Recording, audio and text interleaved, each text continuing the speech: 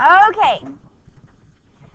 So we're going to just review where we left off yesterday, which was talking about the idea of vertical integration. Can somebody remind me why vertical integration is good for Andrew Carnegie? Well, it's not a monopoly in the sense that we understand it today. No. Yep. It controls everything from getting raw materials to like distributing everything. And why is that good for him? Because it's efficient, he has to worry about any like outside factors, like he controls every single part of the process. It's true, but it's not necessarily more efficient in terms of like just resource use than it would be to buy it from somebody else. Yes? Why is it lower cost? Yeah, he cuts out the middleman, right? So vertical integration means that he's only paying his profits. So before, this is a diagram I drew earlier, before, if you have different people that own all of these different pieces, then when this guy buys the coal to transport it, he's paying for the value of the coal plus this guy's profit, right? And then when this guy buys the coal from this distributor, he's paying for the coal and the cost to transport it plus this guy's profit plus that guy's profit, right? And so on and so forth. You can see how each of the steps of the process, if somebody else owns them, you're paying extra profit, right? Or extra people's profit, so it raises your cost. So this process would lead to a higher overall cost for this guy, and then he would have to then in turn sell it for a higher overall cost. But Andrew Carnegie is going to pioneer the idea of vertical integration, and in doing so, that's going to mean that he's only paying profit to himself. And so yeah, he still has to have a huge capital outlay, right, to buy all of these steps. But once he controls them all, then he's going to be able to sell for a much lower total cost than anybody else, because he doesn't have to pay anybody else's profit. So he can sell at lower cost and still make a bigger profit. I'm going to come back to that. So we'll start here. So in 1893, this really important thing happens called the Panic of 1893, because historians are super great at naming things. And if we hadn't had, like the Great Depression, then we would have called this the Great Depression, because the effects on the U.S. economy were really debilitating. To help you understand why or how this works, basically what happened is something called overcapitalization, but I'll explain it using College Station terms. So you guys were probably like, I don't know, 5 or something. No, probably younger than that. When Spoons came out, like the company, the frozen yogurt people, like when they first opened. And their very first store was in that shopping center, like by Firehouse Subs and like Chick-fil-A. And it was a tiny little storefront. And everybody went. I mean, there was never a time of day or night where there wasn't a giant line out the door. You could never eat there. You always had to go through this line and just take your frozen yogurt home. But it was amazing. It's still amazing. My kids love Spoons, so do we. But anyway, there's just one of them. So what happens? More people build, right? So we get new companies that come in, and so now all of a sudden, within a couple of years, we had like 6 or 7 frozen yogurt places, all with, small variations on basically the same idea. But although we had way more demand than we had more demand than was needed for just one frozen yogurt place, does College Station have enough demand for 10 frozen yogurt places? Maybe not, right? So eventually, some of the newer frozen yogurt places, what happened to them? They went out of business, right? They couldn't stay afloat because they hadn't developed enough brand loyalty. Like people weren't loyal to them. People would, like I don't normally think of whatever this new company is. I think of Spoons or of Yogurtland or whatever. And so without that brand loyalty, they just couldn't maintain the profits and they had to close. Well, something kind of similar happened in the Gilded Age. So in this big economic boom of the 1870s and 80s, the war is over, right? We have available capital now that we're not spending it on the war effort. And so a lot of people get into business and get into businesses that seem very profitable, like railroads, one, this is early and we don't have nearly as much infrastructure, so maybe 2 towns are connected by one railroad, which is cool. But there's a lot of demand for transportation. There's a lot of resources going back and forth. So let's build another railroad. Let's have 2 railroads bringing stuff back and forth. That's great. Let's build a 3rd line because we have even more demand. We still have lots of demand. And maybe that's fine. But maybe the 4th or the 5th line becomes unnecessary. But unlike Spoons, which had developed brand loyalty, so like the original companies ended up being okay. In this panic of 1893, none of the companies are really, because do you care like which railroad you go to? Do you have any brand loyalty? Not really. And so as a result, when we have lots of railroad lines, if you're going to try to stay in business, what do you have to do to try to attract business? You lower your prices, right? And you can try to lower your costs too, but there's some limit to how low you can get your costs. So you're lowering your prices, and at some point, the market price becomes lower than your actual costs. And then pretty much everybody goes out of business, right? That's what happened in 1893. So there's been overcapitalization. They built more than the market can sustain. And then it all kind of collapses. And really almost no one is safe. God bless you. But I say almost no one because there are some people, some companies who can afford to have a lot of losses, right? Like, did we talk about Walmart in this class yesterday? So like Walmart comes into a new town and they don't care if they have to go 10 years with losses in this one little town. They have plenty of profit elsewhere. Well, in the same line, if you're really wealthy, if you have a lot of investors or you just have a lot of personal wealth, then you probably can survive the crash that happens. And when the others all go out of business at one time because there's this big crash, guess what? You're still surviving, and now you have all the business, which all of a sudden makes you do really well again.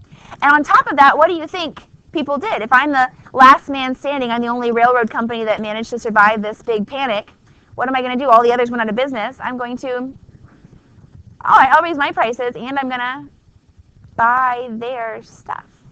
So now I not only have my own one line, which is still in business, now profitable again, and I can raise prices, I also can buy their lines too. And now I can have, so if maybe the market sustains 4 lines, I can own all 4 of them because I had the money available in the crash to buy them up.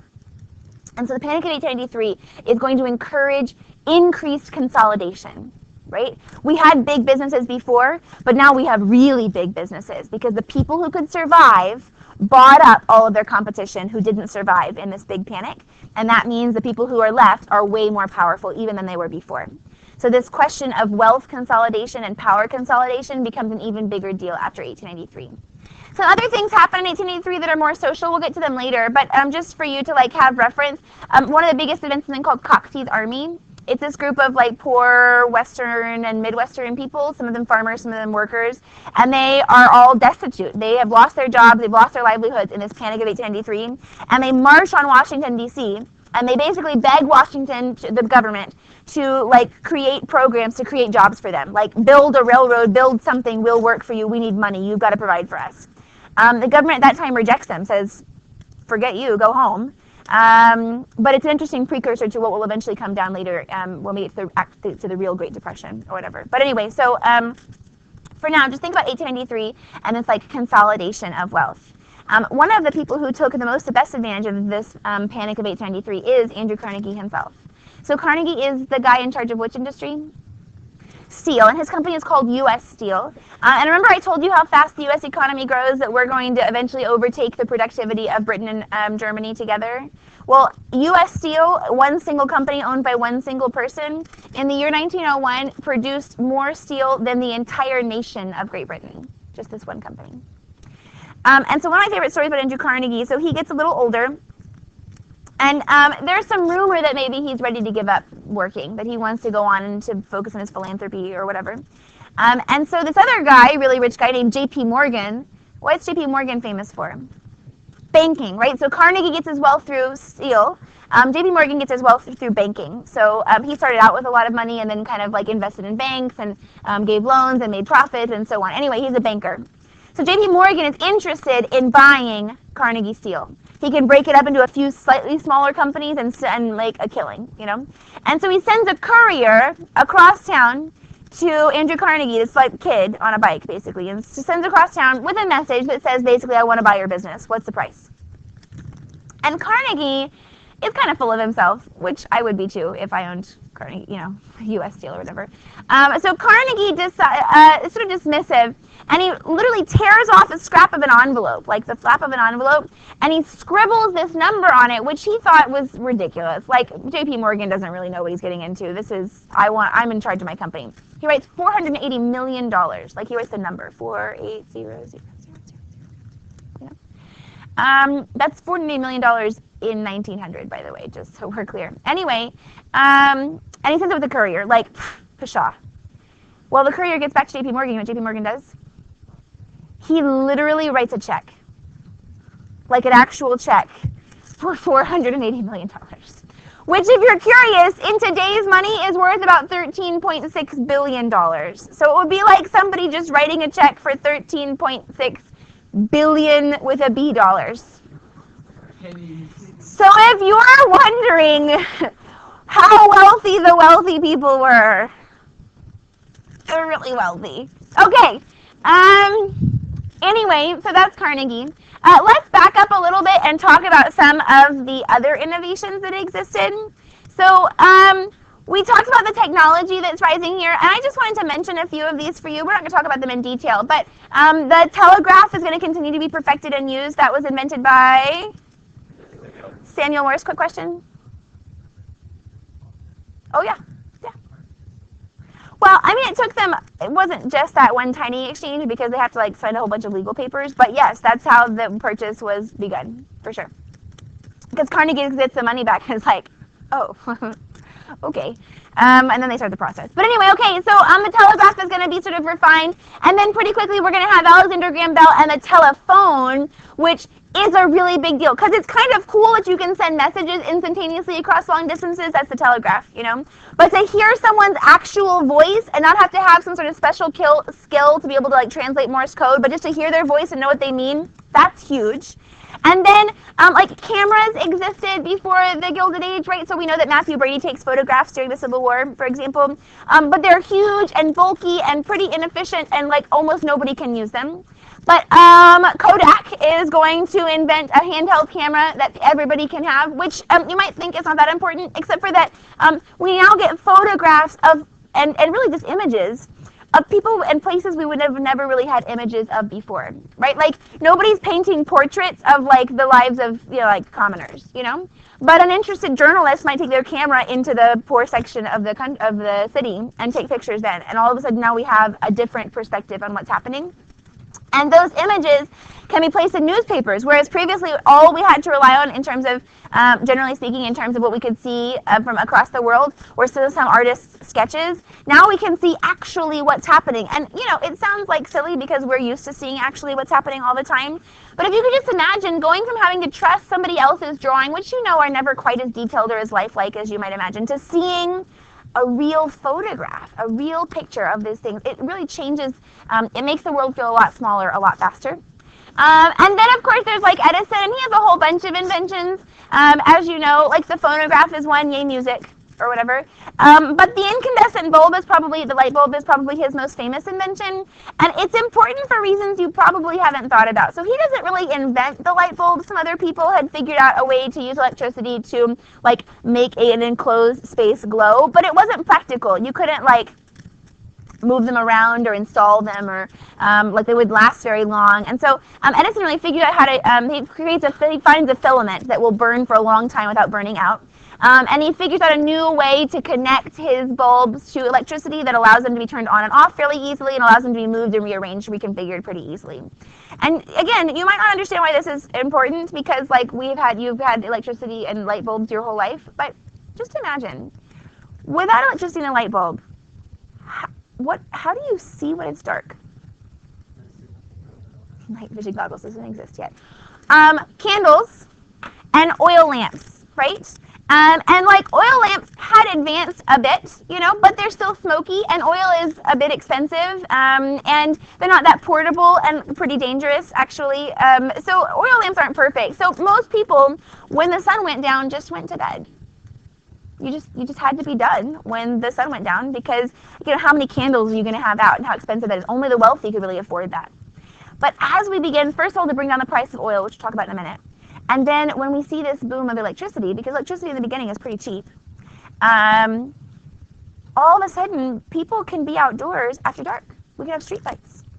Or when you can wire your home to have electric light bulbs, you can be indoors. You can have this free time. And so many things that we associate with, like, being American are about leisure time, right? Music, entertainment, like movies or plays or sports. All of these things involve free time, right? They involve leisure time. But really, before we bring down the cost of lighting your home after dark, leisure time isn't a thing that people have or do anything with, right? Unless you're very, very wealthy. So again, it seems stupid, like, okay, cool, yay, light, you know, but actually it's really important and fundamentally changes what life looks like. Because now all of a sudden we're beginning to see costs come down for lighting your home. And that means that pretty much everybody can afford to stay up after dark and do stuff. And that means that we're going to see whole new industries like the entertainment industry become a big deal because people can do those things. So, so pretty important. Along with this rise in new products, so we've got new products, we also see a rise in new methods of selling those products to you. Yes? I'm sorry? You know, I don't know the answer to that question. If I had to guess, I would assume that it was steam, probably powered by coal, because that's the way they powered most things then, but I don't know the answer to that question. Okay, so just like we have new inventions, new products to sell, we also have, oh, and if we go back to this list, many of these things are consumer products, right? They're not big industrial inventions like the cotton gin or interchangeable parts. These are things that people might buy for themselves. So we've got all these new products, all these new ways to produce products. Now we want to sell them to you. Also, don't forget that this time period, the Gilded Age, is a time of urbanization. And remember that when you live in a city, you really can't produce hardly anything for yourself. You basically have to go to the store and buy everything, you know, because you don't have any land, you don't have a lot of the resources that you might need to do those things. So we see the rise of like modern day marketing, branding, advertising. One of my favorite advertisements is this one for Pears soap. And I have to try to explain it to you because I had to get it explained to me. Has any of you ever heard the expression, don't throw the baby out with the bathwater? So it's an expression, it's an idiom, and it basically means, you know, like if you're cleaning up shop, if you're getting rid of old stuff, or if you're like in a company and you're getting rid of like bad workers, you know, that like aren't efficient, like you come and take over, or whatever, if you're just cleaning out something, that yes, that's good, but just be careful and make sure you don't throw out something important. Like, you know, if you're getting rid of a bunch of bad workers, make sure that they all really are bad and that you're not getting rid of a really important worker or something. Or if you're, you know, cleaning out your house, make sure that what you're throwing away really is junk and you don't like all of a sudden regret it a few years later when you threw away something that actually had some value to you or whatever. And apparently the idiom comes from sort of an exaggeration of a reality of life in like the first half of the 19th century, which is that people didn't take baths very often. I mean, it was cold a lot, and also water was a reasonably scarce resource, and also it was a really labor-intensive process to take a bath, because if you wanted a warm bath, which if it's the winter and you don't want to die, you do, you had to like heat up every kettle full of water, like so a kettle full. Imagine how many kettlefuls it would take to fill a bathtub worthy of being, you know, used.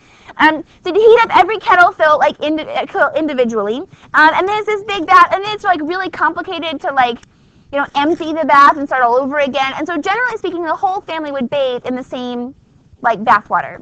So you would get all the water ready, and then Dad gets to go first, because he probably is the dirtiest and needs it the most. He's going to use the most water and whatever. So Dad gets to go first. And then after Dad, then Mom. And then after Mom, then the kids, usually in age order. And so by the time you got to bathing the baby, which sort of seems counterproductive to me, if you ask me. But anyway. By the time you get to bathing the baby, the water is probably pretty nasty, you know?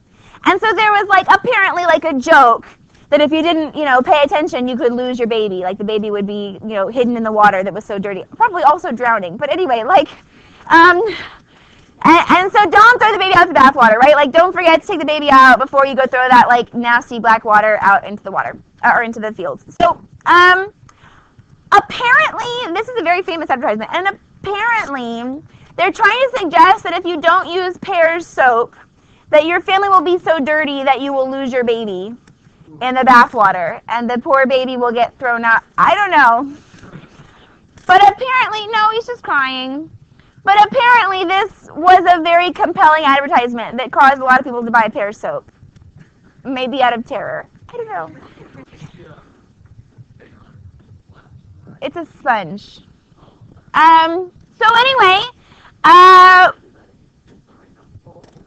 it's not just a random bowl, it's a bath. No, Pears soap. So the point of this entertaining story is to remind you that this is an age of consumerism, which is new. This is not a thing that we had before. The Gilded Age is really the first time we see widespread, desire to buy things for the purpose of buying them. People are using stores. The branding of products is a big deal. So now we've got products trying to compete, saying, no, you've got to buy Pears soap, not whatever, Pores soap. because of whatever reason. And then you have the rise of this idea called conspicuous consumption, which you, my beloved teenagers, are really good at. Why do you buy super cool fancy shoes? Because other people have super cool fancy shoes and you want them to see your super cool fancy shoes too. Like this idea of buying things to be seen or buying things to fit in, that's a thing that originates at this time. And to remind you, why does this happen in the Gilded Age? Because people are living in cities where they have to buy from stores, because we have new products available, so there's more things, like I don't know if I need to buy branded tomatoes. Maybe nobody cares about that, but if I'm buying my clothing or a phonograph or a thing people might see, that matters. And we also have new industrial processes, so more companies are getting in on the game of making stuff. So all those things together mean that we see the rise of advertisement, consumerism, and conspicuous consumption. Everybody's good with that? Yes?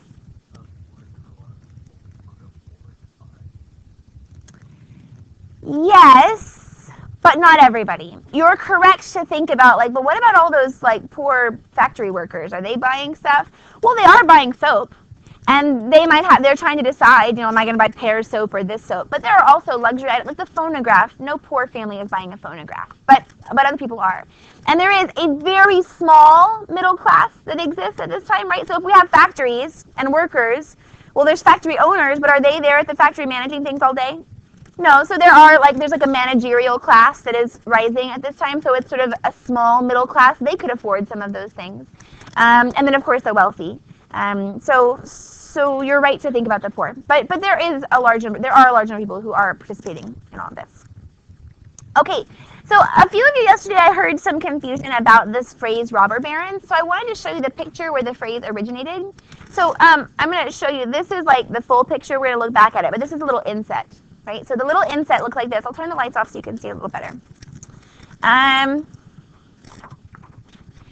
So here are the barons, of the Middle Ages. And this is their castle, which gives them power, right, because they own all the land. And you can see that they all have their swords, so if you don't obey them, they might beat you up or kill you or something. And these guys are the serfs and the peasants, and they're bringing, tribute, right? Whatever treasure they have to bring it. It's their taxes or whatever. But now, here's the full picture. So see, this was actually just a tiny little inset. And the full picture shows, who are the new barons? They are fat. Not what are they, who are they? Yeah, they're trusts. And so here it says trusts. And what gives them power? Well, they're forcing all these people, right? There's a farmer guy. Some looks like small businessmen, some tradesmen, and they're giving them their taxes and their wages. So that's the tribute they're getting now. It's not treasure, it's money. But what gives them power? Yeah, okay, so the factory in the back, right? They had the castles before, now they own the factories. That's what gives them power. And how do they enforce their rule? Through legislation. They control the laws. And if you control the laws, then you can force people to do things they wouldn't otherwise maybe want to do. So this cartoon, the inscription at the bottom, which you can't read, says, history repeats itself, the robber barons of the Middle Ages and the robber barons of today. And the name kind of stuck, right? People who were frustrated that it seemed like these wealthy people had all the power and were able to, demand that we give them, our labor for very low wages, and they controlled everything. That was frustrating, and they made this image. But is it wholly true? Is it wholly true? Are they the robber barons? Are they bad guys? Well, maybe. They do, in a fairly corrupt way, control all of the legislatures, right? There's not a law that's passed that doesn't help them. And they're pretty rough. Like Carnegie is really well known. He believed that his workers were just one more factor of production, just one more thing he used to produce steel. And so when the price of steel globally went down, so his profits took a hit, he also just cut wages so that he could make the same amount of money, even though prices had dropped. So he figured, well, the price of steel has gone down, so your value is where your labor is worth less in terms of what you produce, and therefore your wages go down. Which seems a little crazy, because he could probably afford to go with a little less profit, But can his workers afford to live on lower wages? Not usually. So, that's kind of robber barony of him.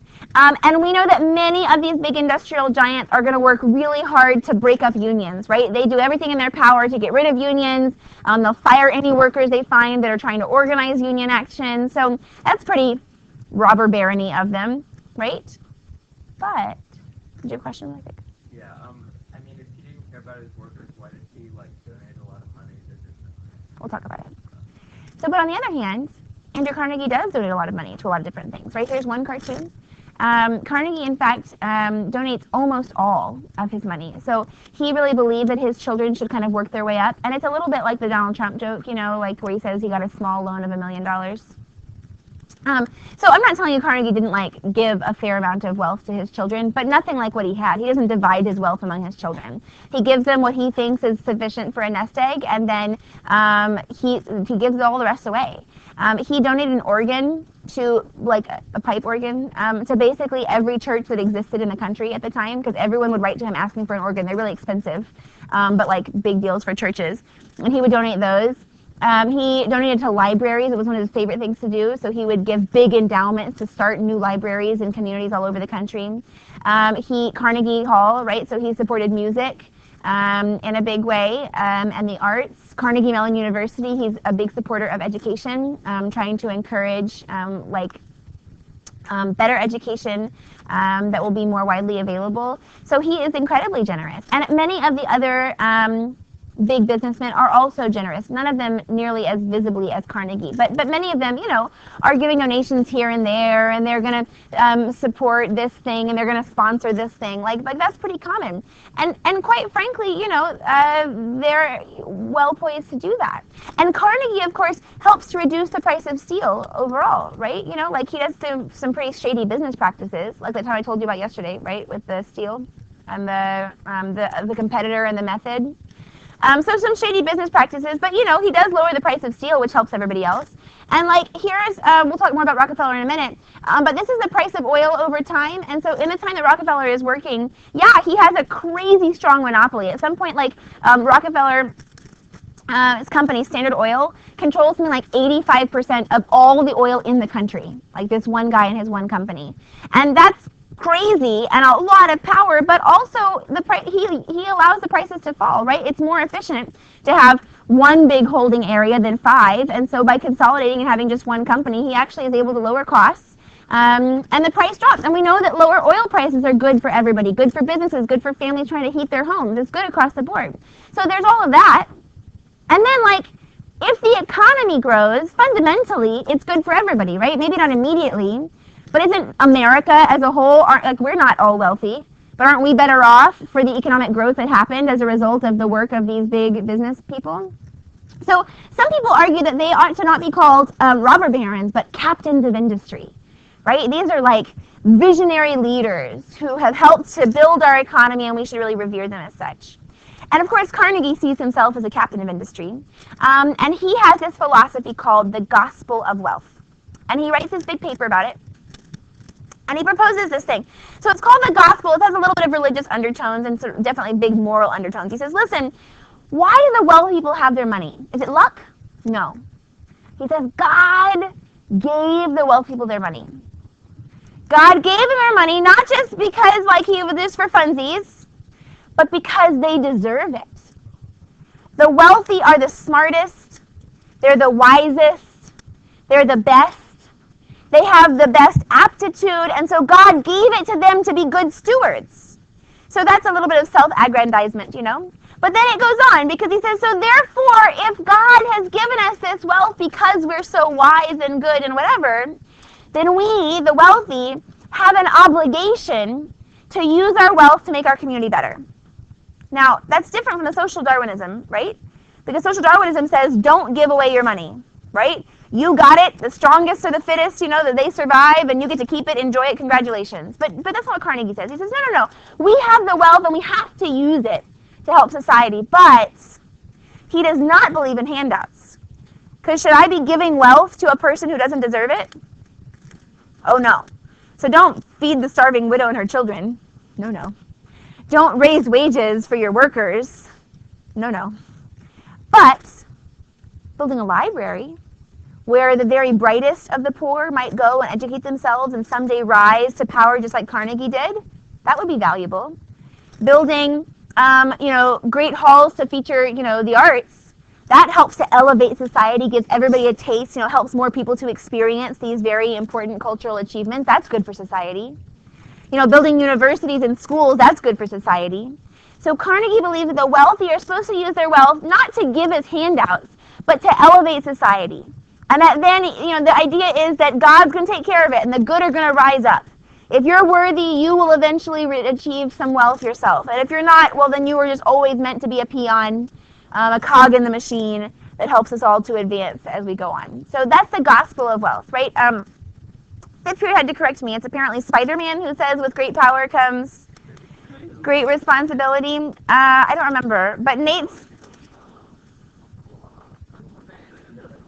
cool. Whatever it is, Nate is just now getting into his superhero phase. So I don't know very many superheroes, but we're working on it. I used to know nothing about Star Wars, and now I can tell you every intimate detail because I have read those books about 1,000 times. Anyway, so whatever. His saying is fundamentally what Carnegie is trying to say with his gospel of wealth, right? With great power comes great responsibility. You've got all this wealth, but you can't just keep it for yourself. You have to use it to benefit society. And Carnegie would say he did that better than anybody. He didn't keep his wealth for himself. He didn't give it to his children when they hadn't earned it. He simply gave it away to valuable causes. Yes? Because he would say that if you're just an average worker, why you don't deserve more money. You deserve to be paid what your worth is. And if you deserve more money, then you will improve yourself and you will prove that you have more worth than the average worker. And then that's how you're going to get more. So that's the gospel of wealth, as it were. So I wanted to talk about this picture a little bit, just because you might see a political cartoon on the AP exam. You will see a political cartoon. You might see one like this. And Rockefeller's company, Standard Oil, is almost always depicted as an octopus of some form. I'm not sure why exactly. Some cartoonists drew it, and it seemed appropriate, and it sort of stuck. So there's different variations. But here, Standard Oil Company's got all these tentacles, and you can see they're reaching out. Standard Oil Company controls the small oil companies via trusts. Standard Oil controls the railroads. Don't railroads need oil? Yes, they do. Therefore, if they need oil and Rockefeller controls 85% of it, if the railroads want to do something and Rockefeller says no, what are they going to do? Not do it. That's right. Rockefeller controls the banks. He's got a lot of money and a lot of capital, so if the banks don't want something to happen and Rockefeller does, he's going to win because he has more financial power, more clout than most banks do. And I didn't mean to cover it up, but apparently covered up behind this picture, this tentacle over here is holding on to the U.S. Capitol building. Rockefeller controls the government too. Because if the government wants to pass a law and Rockefeller doesn't like it, you think it's going to pass? Nope, he has too much power, right? If he chooses to protest, the country's economy will shut down. Oil is necessary, and he controls the vast majority of it. So this is just one depiction of the way that works. But I want to look at another cartoon. Here's this one. Again, I'm going to turn off the lights, and I want you to kind of look and see what you gather from the cartoon.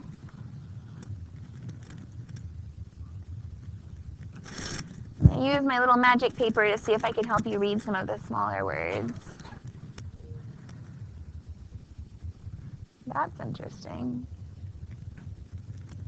Here's some of these words.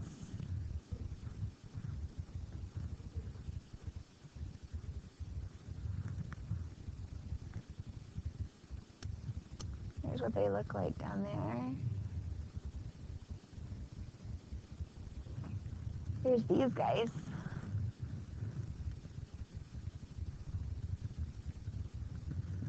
Here's they're sitting on. So what do you think? What's the message of the cartoon? Yeah, this is very reminiscent of a hammer and sickle. We're going to start thinking about communism here in the United States. Unions are going to be advancing this idea. Seems like something's wrong with the way that wealth is distributed, and communism seems to some people like an answer. What else?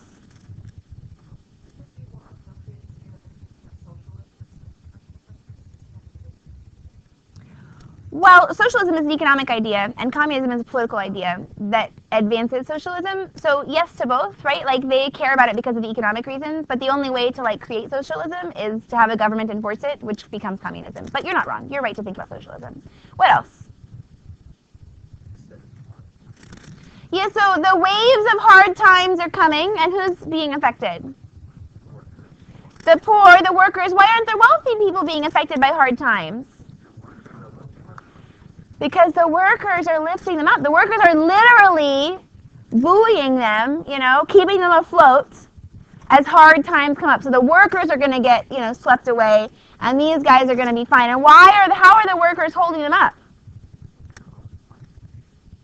With their own strength, with their own work, and with their really, really low wages, right? Their low wages have built this structure for the wealthy to sit on. And the wealthy are, meanwhile, very comfortable at top. They're literally so wealthy that their actual bodies are bunny bags, which I think is cute. So there we go. So you can see that as we see this rising income inequality and this big wealth gap, especially when hard times do hit, like if everyone's doing well, I don't necessarily care that someone is wealthier than I am, if I'm okay. But when I'm not okay, it seems very problematic to me that I am suffering, I've lost my job, all the people I know can't afford to feed their kids, but I see these wealthy people who are having fancy parties and they don't seem to be affected at all. How is that fair? Did the wealthy people create anything? No, the wealthy people just own stuff.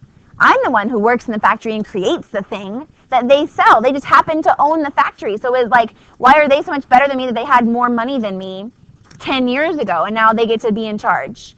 That's kind of the logic that is beginning to frustrate the lower classes here. And so we see the rise of unions. I want to point out something too that's important. Wages are rising, like as compared to the early factories of the 1830s or whatever. Like we do see a growth in wages, but it's not enough. It's really slow. It doesn't match the growth in productivity, right? So my wages are not rising as fast as my productivity is rising. I'm producing way more value and not getting paid much more at all. And the amount of the wages still really aren't enough to survive. Average wages at this time for an industrial worker are about $400 or $500 a year. But most historians estimate that it would have cost about $600 a year just to survive. Like to have a house at all times, like not a house, like an apartment, like a place to stay at all times, and to have sufficient calories for every member of your family. That most families needed about $600 a year just to have a roof over their heads and sufficient calories for everybody in order to survive, and they're not making that. Even though their wages are rising, it's not enough still. And the conditions in the workplace are atrocious. There's no rules. So factory owners have zero incentive to protect their workers because if you die in an industrial accident, oh well, there's like 1,000 new workers arriving from Eastern Europe tomorrow. I'll just pick one of them to replace you. And the work at this time is pretty low skill, right? You don't need a lot of training to be a member of a factory. You just need some brute strength and a little bit of like instruction. Here's what you do. And so it's not like I'm worried about losing you as a worker. You don't have any particular expertise. I can just get anybody else to do your job. And so, for example, 1 in 20 people were seriously injured, like gravely has to be recorded, which is like a big deal, like losing an arm kind of injured. And 1 in 200 people die in the workplace. This is a really big deal, and there's no rules about it. And so people begin to organize and form these early unions to try to help to deal with that solution. Just as a quick picture, 20% of the labor force is women. It's a relatively small number, but still bigger than you would expect given the idea of like this cult of domesticity that still exists. At 10%, 1 in 10 girls that would be under age 12 work, and 2 in 10 boys work. So large numbers of child laborers as well. So we're really going to focus next week on the role of the unions, but I'll just get you started here since we have a few extra minutes to talk about the first big union, and the first big union was called the Knights of Labor. The Knights of Labor. And the Knights of Labor is organized under the principle that the more of us get together, the more power we will have. There's power in numbers because even though the big wealthy businessmen have a lot of power, if there's more of us than there are of them, we're going to be able to affect change. But the two biggest hurdles in the way, and we'll finish the story later, but we'll stop here. The two biggest hurdles in the way of labor unions are immigration and the fact that the work at this time is low-skill labor. So those two problems are going to mean big issues or make big problems for the attempts to unionization. So immigration and the fact that most of this work is low-skill work.